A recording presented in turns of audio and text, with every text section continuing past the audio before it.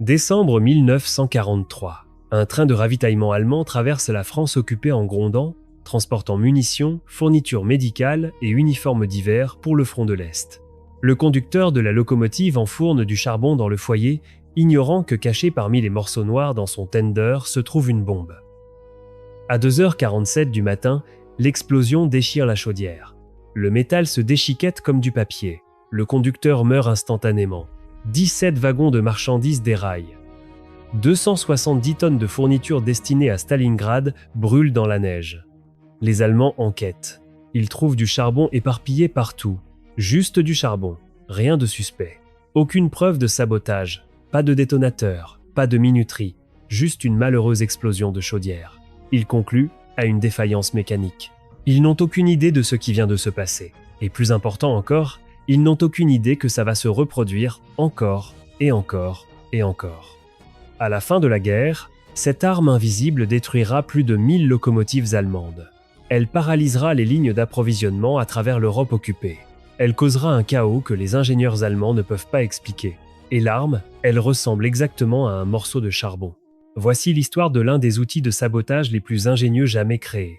Une arme si simple, si parfaitement déguisée que l'ennemi pouvait la tenir dans ses mains sans jamais savoir qu'il était sur le point de mourir.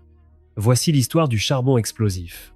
Pour comprendre pourquoi cette arme était si dévastatrice, vous devez comprendre la machine de guerre allemande en 1942. Et plus précisément, vous devez comprendre une vulnérabilité critique que les Alliés étaient désespérés d'exploiter, la logistique. Tout le monde parle de chars. Tout le monde parle de Messerschmitt, d'U-Boot et de division Panzer. Mais les guerres ne se gagnent pas avec les chars seuls. Les guerres se gagnent avec les trains qui livrent le carburant à ces chars. Avec les locomotives qui transportent les munitions vers les lignes de front. Avec les moteurs à charbon qui déplacent la nourriture, les fournitures médicales, les vêtements d'hiver, les pièces de rechange et tout ce dont une armée a besoin pour survivre. En 1942, l'Allemagne nazie contrôlait le plus grand réseau ferroviaire de l'histoire. Plus de 300 000 km de voies s'étendant de la côte atlantique aux portes de Moscou. Chaque jour, des milliers de locomotives transportaient des fournitures vers l'Est pour nourrir la faim sans fin du front de l'Est. Et chacune de ces locomotives fonctionnait au charbon. La vapeur, colonne vertébrale du réseau logistique allemand, fiable, abondante partout. Le charbon s'empilait dans des tenders massifs derrière chaque locomotive. Des dépôts de charbon parsemaient chaque nœud ferroviaire. Le charbon était stocké dans des dépôts, des gares, des cours de triage. C'était le sang vital du système de transport du Reich. Et le Special Operations Executive de Winston Churchill, le SOE, a réalisé quelque chose. Si le charbon était partout, complètement ordinaire, totalement banal, alors le charbon était le déguisement parfait. Londres, 1941. Un bâtiment quelconque sur Baker Street. C'est la station 15, l'un des ateliers de recherche et développement du SOE. Les hommes qui travaillent ici ne sont pas des soldats. Ce sont des chimistes, des ingénieurs, des inventeurs. Leur travail est de créer des armes qui ne ressemblent pas à des armes. Des dispositifs qui peuvent passer devant les gardes, à travers les points de contrôle, au cœur du territoire ennemi sans éveiller les soupçons. L'un de ces inventeurs est un homme nommé Stuart McRae. McRae se spécialise dans le camouflage. Pas celui que vous portez, celui dans lequel vous vous cachez. Il a déjà conçu des rats explosifs, des bouteilles de vin piégées et des mallettes qui explosent quand on les ouvre. Maintenant, il a une nouvelle mission. Créer un dispositif qui peut détruire une locomotive de l'intérieur. Quelque chose que les résistants peuvent planter dans les réserves de charbon allemandes. Quelque chose qui a l'air si convaincant, si parfaitement ordinaire que même des cheminots entraînés ne le remarqueront jamais. McRae commence à expérimenter. Le concept est brutalement simple. Prendre un morceau de charbon, le creuser, le remplir d'explosifs plastiques, le sceller, le peindre, le rendre identique au vrai charbon, puis le planter dans un dépôt de charbon, un tender, un bunker de stockage, n'importe où les Allemands gardent du carburant. Finalement, un cheminot l'enfourne dans un foyer. Le feu de la locomotive chauffe le faux charbon. L'explosif à l'intérieur atteint la température de détonation et la chaudière explose de l'intérieur. Mais le faire fonctionner est plus difficile qu'il n'y paraît. Le vrai charbon n'est pas uniforme. Chaque morceau est différent, taille différente, forme différente, couleur différente. Certaines pièces sont de l'anthracite noir brillant. D'autres sont du lignite brun terne. Si le faux charbon a l'air même légèrement incorrect, un travailleur à l'œil vif pourrait le remarquer, pourrait le jeter de côté, pourrait le signaler. Toute l'opération serait compromise. McRae a besoin de perfection. Ils commencent à collecter de vrais échantillons de charbon à travers l'Europe. Le renseignement britannique fait passer en contrebande des morceaux de France, de Belgique, de Hollande, de Pologne. McRae les étudie au microscope. Il apprend la texture, le poids, la densité, les variations de couleur. Puis il commence à créer des moules. Il prend de vrais morceaux de charbon et fait des moulages en plâtre. Chaque moule capture chaque fissure, chaque imperfection de surface, chaque détail. Il expérimente avec différents matériaux pour la coquille: plâtre, résine, poussière de charbon compressée mélangée à des agents liants. À l'intérieur, il place de l'explosif plastique Nobel 808. C'est crucial. Le Nobel 808 est stable. Il n'explosera pas suite à un choc ou un impact. Il n'explosera que lorsqu'il sera chauffé à environ 71 degrés Celsius, exactement la température à l'intérieur d'un foyer de locomotive. Il teste le mécanisme de détonation. Un morceau de faux charbon est placé dans un four. La température monte. À 70 degrés, rien ne se passe. À 72 degrés, l'explosion est catastrophique. La porte du four traverse l'atelier. Des fragments de métal se figent dans le plafond. Parfait. Vient maintenant le déguisement. L'équipe de McRae peint à la main chaque morceau de faux charbon. Peinture noire mélangée à de la poussière de charbon pour la texture. Stries irrégulières de brun pour le réalisme. Certaines pièces reçoivent un éclat brillant, d'autres sont laissées mates. Chacune est unique. Chacune est une minuscule œuvre d'art trompeur. La touche finale est le poids. Le vrai charbon a une densité spécifique. Trop léger et le faux se sent mal dans la main. Trop lourd et il s'enfonce différemment dans un tas. McRae ajuste le rapport entre l'explosif et le matériau de la coquille jusqu'à ce que le poids corresponde presque parfaitement au charbon naturel. Début 1942, l'arme est prête. Le SOE lui donne une désignation officielle, le seau à charbon. Mais les agents sur le terrain l'appellent simplement ce qu'elle est, du charbon explosif. La production commence. Des centaines de faux morceaux sont fabriqués chaque semaine dans les ateliers du SOE. Chaque lot est personnalisé pour des régions spécifiques. Charbon français pour les opérations en France. Charbon polonais pour le sabotage en Pologne. Charbon belge pour la perturbation ferroviaire en Belgique. Mais fabriquer l'arme n'est que la moitié du défi. Maintenant, le SOE doit l'introduire en territoire ennemi. Et plus important encore, ils doivent l'introduire dans les réserves de charbon allemandes sans que personne ne le remarque. C'est là qu'intervient la résistance française. France occupée, 1942. Les chemins de fer sont contrôlés par les Allemands, mais les travailleurs sont français. Cheminots, ouvriers de dépôts de charbon, responsables de dépôts, équipes de maintenance. Beaucoup d'entre eux détestent l'occupation. Beaucoup d'entre eux sont prêts à risquer leur vie pour riposter. Des agents du SOE sont parachutés en France avec de petites caches de charbon explosif, généralement 20 à 30 morceaux par parachutage. Les agents prennent contact avec les cellules de résistance. Ils expliquent l'arme. Ils démontrent comment elle fonctionne. Ils donnent des instructions strictes. Ne placez pas le charbon directement dans une locomotive. C'est trop évident, trop traçable. Au lieu de cela, dispersez-le dans des tas de charbon dans les dépôts ferroviaires. Mélangez-le avec du vrai charbon dans les bunkers de stockage. Laissez tomber quelques morceaux dans les tenders quand les gardes ne regardent pas. Laissez le charbon circuler naturellement à travers le système logistique. La beauté de cette approche est le déni plausible. Quand une locomotive explose, les Allemands vont enquêter. Mais ils ne trouveront pas de saboteur, pas de fil, pas de minuterie, pas de détonateur, juste du charbon. Et le charbon est partout. Comment pouvez-vous tracer un morceau de charbon jusqu'à une source spécifique ? Le premier succès documenté se produit en mars 1942. Un train de munitions allemand explose à l'extérieur de Lyon. La chaudière de la locomotive se déchire. L'explosion enflamme les munitions dans les wagons de marchandises. L'explosion est si puissante qu'elle détruit une section de voie et tue 12 soldats. Les enquêteurs allemands passent au peigne fin l'épave. Ils concluent que c'était une vanne de chaudière défectueuse. Le rapport classe l'incident comme défaillance mécanique. 2 semaines plus tard, une autre explosion, cette fois près de Rouen. Une locomotive de transport de troupes explose en sortant de la gare. Le conducteur et le chauffeur sont tués instantanément. Le train déraille.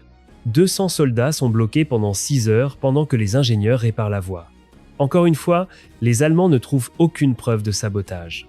Encore une fois, ils blâment la défaillance de l'équipement. À l'été 1942, des rapports arrivent de toute l'Europe occupée. Belgique, Hollande, Danemark, Norvège, Pologne. Partout, la résistance a accès aux réserves de charbon. Les locomotives explosent mystérieusement. Les Allemands commencent à remarquer un schéma, mais ils ne peuvent pas identifier la cause. Certains officiers soupçonnent le sabotage. Mais comment? La sécurité ferroviaire est stricte. Des gardes patrouillent les dépôts de charbon. Des informateurs surveillent les activités suspectes. Pourtant, les explosions continuent. En août 1942, les responsables ferroviaires allemands émettent une directive. Tout le charbon livré aux trains militaires doit être inspecté. Les travailleurs reçoivent l'ordre d'examiner visuellement chaque morceau avant qu'il n'entre dans un tender. Mais c'est impossible. Un seul tender de locomotive contient 8 à 10 tonnes de charbon. Ce sont des milliers de morceaux individuels. Inspecter chaque pièce prendrait des heures. Les chemins de fer s'arrêteraient net, donc les inspections sont sommaires au mieux. Les travailleurs jettent un coup d'œil au charbon. Ils cherchent quelque chose d'évidemment faux, mais le charbon explosif a l'air exactement correct. Ils passent tous les contrôles visuels. Le sabotage continue. Fin 1942, le SOE élargit le programme. Le charbon explosif est maintenant largué au réseau de résistance en Italie, en Yougoslavie, en Grèce. Partout où les Allemands dépendent de locomotives à charbon, l'arme est déployée. Certaines cellules de résistance font preuve de créativité. En France, un groupe de cheminots développe une technique qu'ils appellent les raids de bombardement au charbon. Tard dans la nuit, ils conduisent un camion jusqu'à un dépôt ferroviaire. Ils dispersent 50 morceaux de charbon explosif à travers plusieurs tas de charbon en moins de 10 minutes. Puis ils disparaissent. Au cours des semaines suivantes, les locomotives explosent au hasard alors que le charbon contaminé se ferait un chemin à travers le système.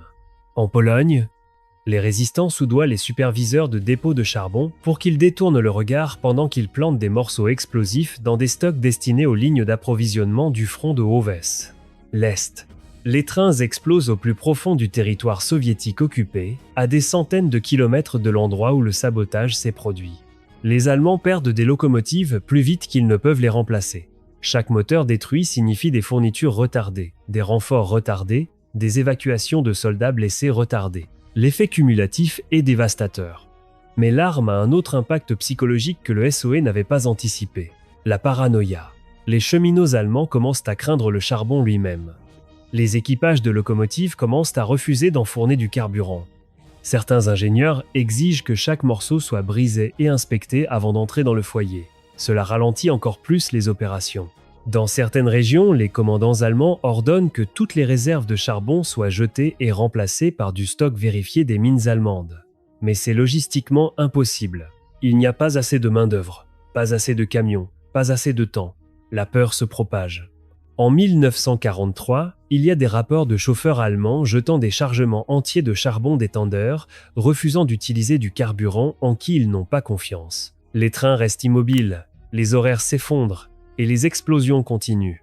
L'une des opérations les plus réussies se produit dans le Danemark occupé au début de 1943. Une cellule de résistance danoise acquiert 60 morceaux de charbon explosif d'un largage du SOE.